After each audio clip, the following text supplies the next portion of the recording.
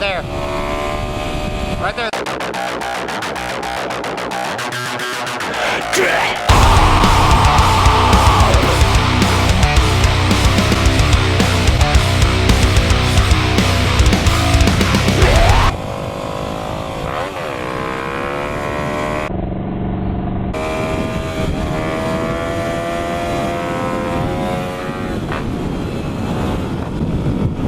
I don't know if that person knew me or was just waving at me, but hey!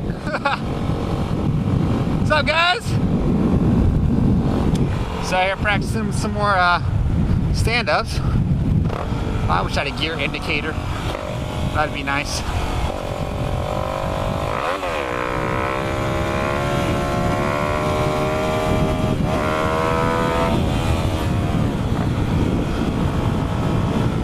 What's up, guys?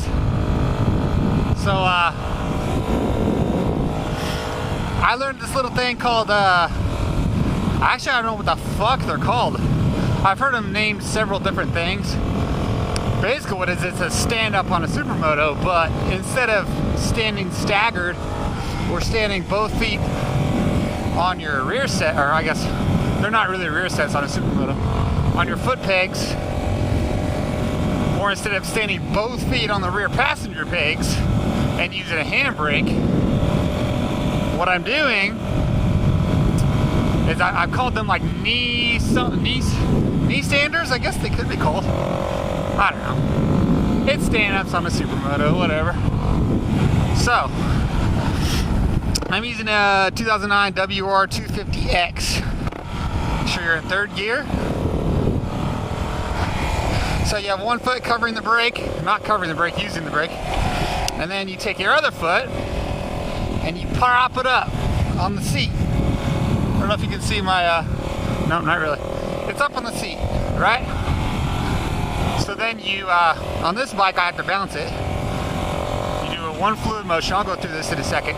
So this is basically what it looks like. Just like that.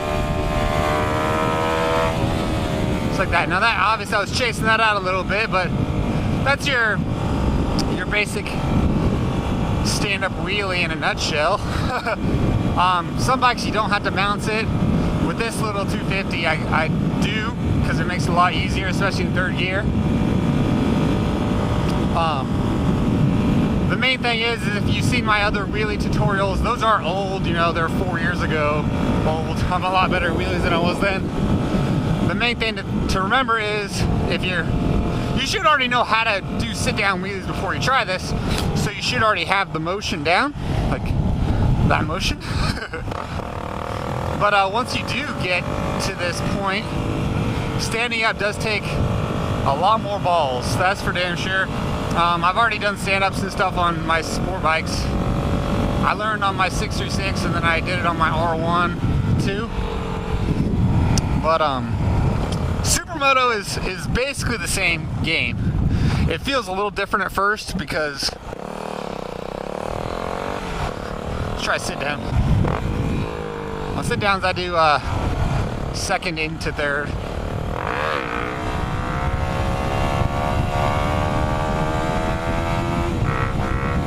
This third.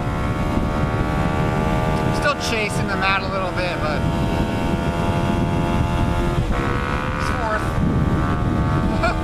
that's a little fast for me on a Supermoto. I don't like to wheelie at 65 mile an hour on a Supermoto. It just gets a little sketchy, but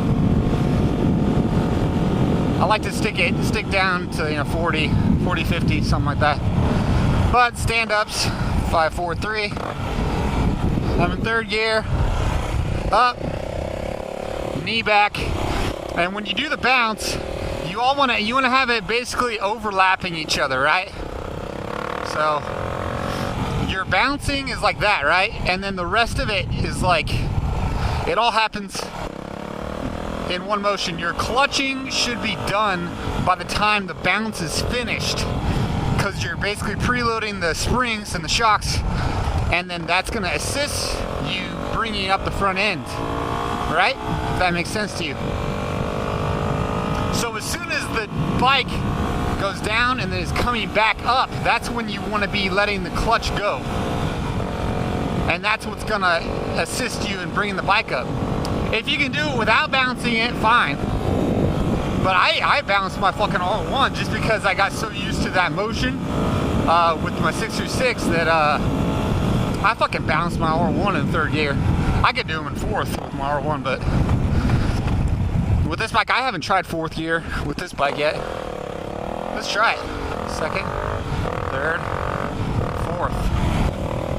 We have to go a little faster. Ah, I came up a little bit.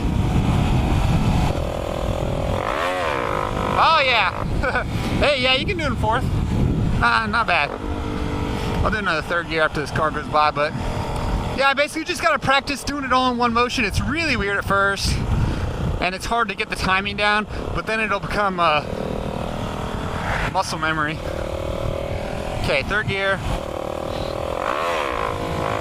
Come right up. Make sure your throttle hand is smooth as shit, right? And you also, one big tip I learned from my buddy Chris down in Texas is to use the rear brake like this. You want all of your weight to be on this leg. So you don't want, well, not all of your weight, obviously, but it's really hard to use the brake. I guess what most people do wrong on these is they put all of their weight on their right foot. Second, third. Okay, so put all of your weight, or most of it, on this leg right here, right? That way, when you go up, you can use your brake, right? I kind of went off at an angle on that one, but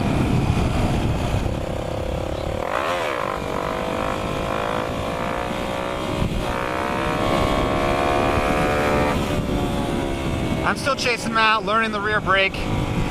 I'm not proficient with the rear brake yet, so I am not going for balance point. I can get balance point on sit downs, but I'm not used to the rear brake yet on stand-ups. But this isn't about how to do balance point stand-ups. This is about how to do stand-ups. You can chase them all day long. And chasing is a very safe way to learn how to wheelie. If you're out here in the country, learn how to wheelie, fucking chase it. You don't have to go all out for balance point, you know? Balance point is amazing, but when you're learning, especially when you're learning foot brake, fucking get it up there, play with the foot brake underneath balance point, and you'll do a lot better. Oh, look at this little guy.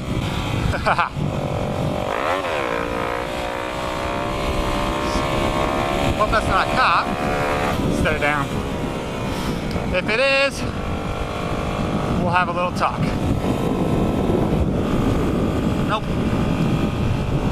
But yeah, guys, make sure you're out in the country doing this shit. I don't have boots on. I should have boots on. I normally do wear them, but shit happens. If you have any questions about beginning to wheelie, I do have a couple videos. They are kind of outdated a little. I made them 4 years ago, and all of my tips are solid. It's just my action of them is kind of shitty. I have really bad, like, choppy throttle, and don't pay attention to what I'm doing. Pay attention to what I'm saying, because what I'm saying is the exact same advice that I would give now. So work on getting that smooth throttle, right? Alright, let's go down this street and pop some more wheelies.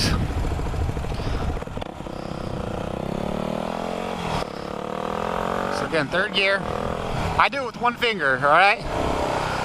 I used to do it with 2 fingers. One time I did it with a whole hand and I fell off, so don't do that. Okay, see my foot's up there, you can see my little foot.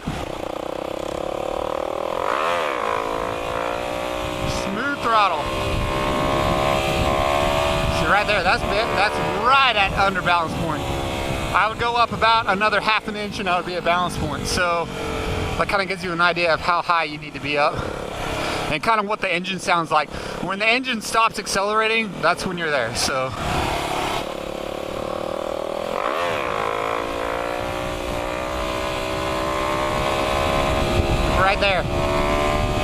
right there, that's balance point, right? So basically what I'm doing is staying right underneath it, going up there, letting back down, because I don't want to fuck around on balance point right now. Dead old possum.